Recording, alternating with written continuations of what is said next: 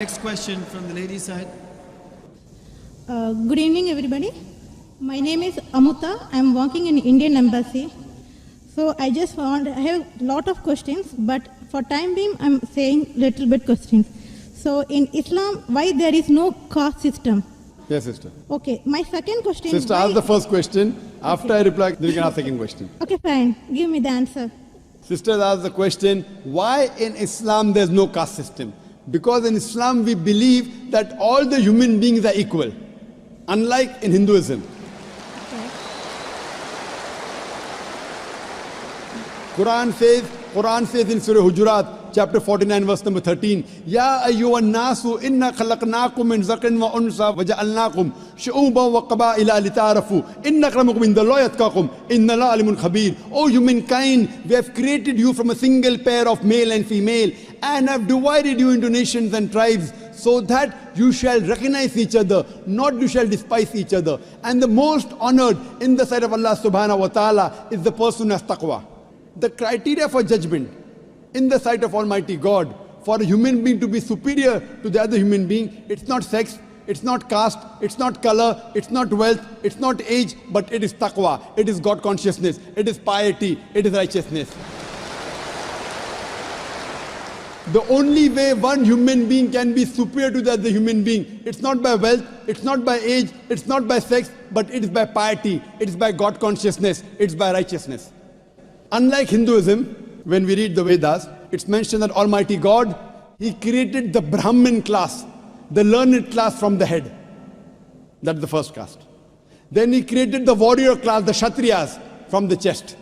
Then from his stomach and thighs, He created the business communities, the Vaishyas. And from the feet, He created the Shudras, that's the untouchables, that's the lower caste. So this is what is mentioned in the Vedas. In Islam, we believe that all the human beings are equal. We don't believe that one human being is superior to the other human being because of birth, because of profession, because of wealth, because of color, because of caste. So Islam is a universal religion. Unlike in the Vedas, what they say that you have to stick to your profession. Because it was mainly controlled by the Brahmins, which is again small percentage, minute percentage. And they say that if you're born as a Shudra, you remain a Shudra, you serve the Brahmin, next life maybe you may become a better person. No, this is all ideology. So that, they want to keep the low person will remain low, and the rich and the top people remain top. In Islam, we believe in equality. And Islam is a religion for all the human beings. That is the reason Islam is against caste system. Hope that answers the question, sister. Okay, sir, I have one more doubt. So why you are saying the Muslim is Sayyid Muslim or Sunni Muslim or Shia? So what is that? Sister said that why am I saying Sayyid Muslim and Shia Muslim Sunni? I never said Sayyid Muslim, Shia. Muslim is the one who submits his will to Almighty God. In Islam, there is no sect. Allah says in the Quran in Surah Al-Imran chapter 3 verse number 103, وَاتَصِمُوا بِحَبْلِ اللَّهِ جَمِيعًا وَلَا تَفَرَّقُوا. Hold to the rope of Allah strongly and be not divided. There is no Sayyid Muslim and Sunni or this. Yes, the family. Fine, you may belong to a family. You may belong to a Sheikh family. You may belong to Sayyid family. To know your roots. That does not mean a person is superior. A Khan is superior to a Sheikh or a Sayyid. No. It is belonging to your roots. Like how you may come from some family so that you have come from particular land or particular area. If you have come from Konkan region. So this is family background. It doesn't mean one person is superior to the other. The only way one human being can be superior to the other human being is by piety, is by righteousness, is by God consciousness. Hope that answers the question, sister. Okay, second question. Why in Islam in marriages no horoscope is seen? Sister asked the question that why in Islam during marriages no horoscope is seen. Because, sister, we don't believe in horoscope. There is no date of birth. Based on the date of birth, you are not seeing any horoscope? Yes, sister, I'll come to it. I will tell you what Hinduism says, because I studied Hinduism. In Hinduism, they believe in horoscope. Kundali. No, Kundali? Yeah, I know. It's called Kundali. Yes, you know, sister. When Kundali, you tell your date of birth, then they say that this sun was there, and this Shagun, and this Grahan came. This is a science. But this science is not established science. It's a hypothesis. It says that if you are born on this date, then this Grahan comes and this planet goes there and this. It is a science, but it's not an established science. It's not hard science like what we read in our college, biology, physiology, embryology. It is what they believe, it's an assumption. And then they talk about future. Everything what they mention in the Kundali does not come out to be true. We in Islam are against fortune telling. Quran says in Surah Ma'idah chapter number 5 verse number 90, Ya alladhina amanu innamal khamru wal maisuru. Oh, you believe, most certainly intoxicant and gambling, wal anzabu wal aslamu, dedication of stones, divination of arrows, rishthum min amali shaitan. These are Satan's handiwork. Fashtanibu lalakum tuflihun. Abstain from this handiwork that you may prosper. Quran says this fortune telling, divination of arrows, they are Satan's handiwork. Abstain from it that you may prosper. So in Islam, we do not believe in this. Many a time, you go in a machine, you put your date of birth, then it comes out there. Something good is going to happen to you in the next 1 week.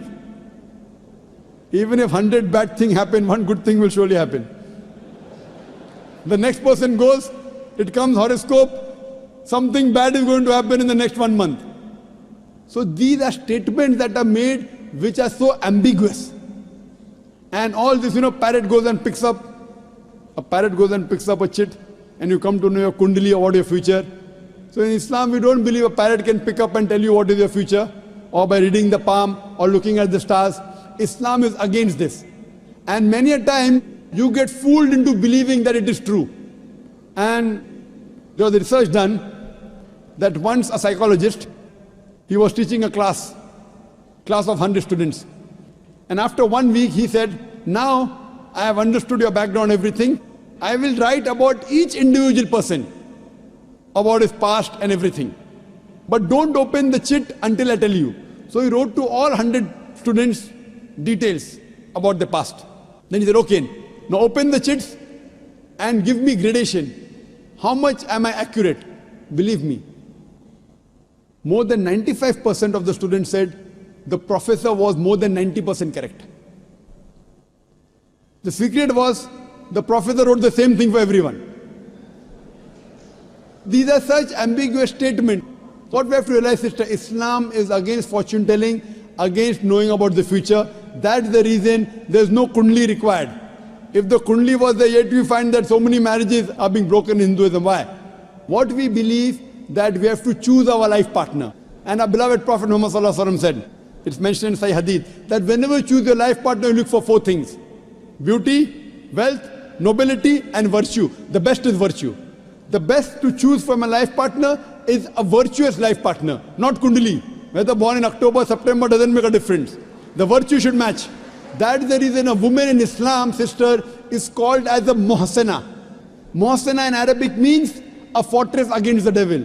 In other religions, including Hinduism, the woman is referred as an instrument of a devil. In Quran, the woman is referred as a muhsana. In Arabic, it means a fortress against the devil. So if you marry a virtuous woman, inshallah, she will prevent the husband from going in the wrong track. Hope that answers the question, sister. Okay, thank you. Shall I ask the third question? Sister, let's give a chance. When the chance comes to you, you can answer. Okay, no problem. So you can stand there. We'll ask the other non-Muslims. We'll allow them to give a question. If any other non-Muslims come, give them a chance, then you can ask, sister, so that we give everyone equal opportunity. Yes, sir. I just want to take Shahada.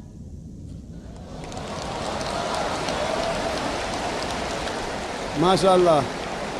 The sister who asked the question earlier, and I believe you're a Hindu sister? Yeah, I'm Hindu. Yes, the sister who asked the earlier question, MashaAllah, Allah gave her hidayat and she wants to accept Islam. I want to ask you, sister, do you believe there is one God? Yeah, I believe in Do you one believe God. that Almighty God has got no images? Yes, sir, I believe. Yes, and you believe that there's no one to worship besides Allah? Means? Do you believe that there's no God but Allah? Yeah, I believe Allah is the great. Do you believe Prophet Muhammad is the last and final messenger of this God? Yes, I believe. Inshallah, I'll say in Arabic and you repeat it, sister. Ashhadu. I'll say in Arabic and you repeat it, sister, slowly. Okay. Ashhadu. Hashadu. Allah. Allah. Ilaha. Ilaha. Illallah. Illallah. Wa ashhadu. Vashadu Anna Anna Muhammadan Muhammadam Abduhu Abdu wa Rasuluhu. Va Wa Rasuluhu. Va Rasulu. MashaAllah, sister.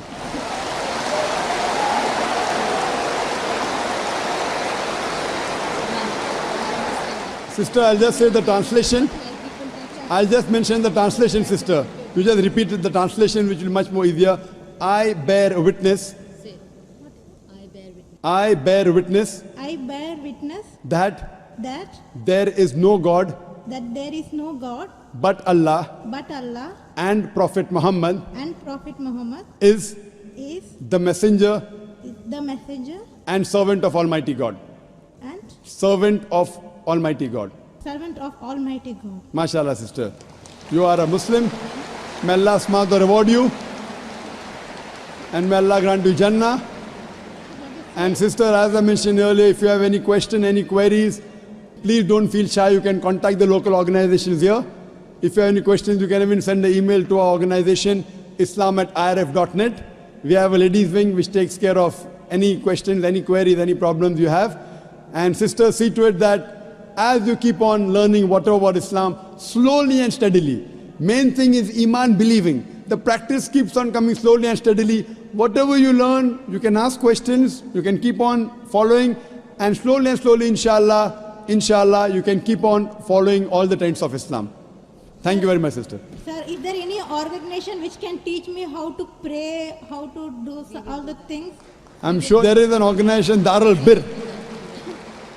The organization I know in Dubai, Darul Bir. I'm sure there are lady organizations, and I think there's Sister Yasmin, who is the wife of my friend Brother Najmuddin. Surely Sister Yasmin will be somewhere in the ladies wing. They have a ladies organization. You can contact the volunteer, and inshallah they'll help you out in teaching you how to pray, how to offer salah, and the other aspects of Islam. Thank you, sister.